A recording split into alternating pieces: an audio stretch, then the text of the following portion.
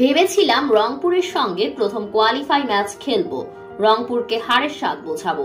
তবে ৩ তারিখে চিটাগংয়ের সঙ্গে আবার দেখা হবে।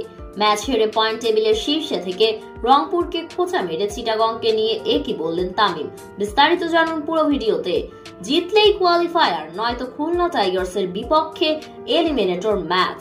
চিটাগং কিংসের সামনে বিপিএল এর লিগ পর্বের ম্যাচের আগে সমীকরণ ছিল এমনই। টুর্নামেন্টের শুরুর ৮ ম্যাচে জয় পেলেও রংপুর রাইডার্স ফর্ম হারিয়েছে শেষ ভাগে এসে। চিটাগং সেটারই সুযোগ নিয়েছে দারুণভাবে। আগামী ৩ তারিখের কোয়ালিফায়ারে নিজেদের জায়গা নিশ্চিত করেছে তারা। এই জয়ের সুবাদে ১২ ম্যাচে ১৬ পয়েন্ট নিয়ে ২-এ উঠে গেল তারা। সমান ৮ জয় আছে রংপুর রাইডার্সের।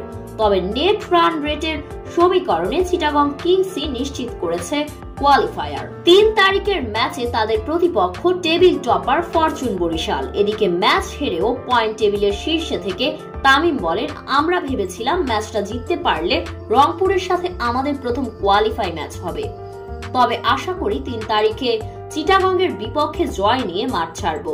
আর ফাইনালে আশা করি রংপুরের সঙ্গে আমাদের মুখোমুখি হবে। আর ফাইনালে তাদেরকে হারিয়ে হারের স্বাদ বোঝাবো।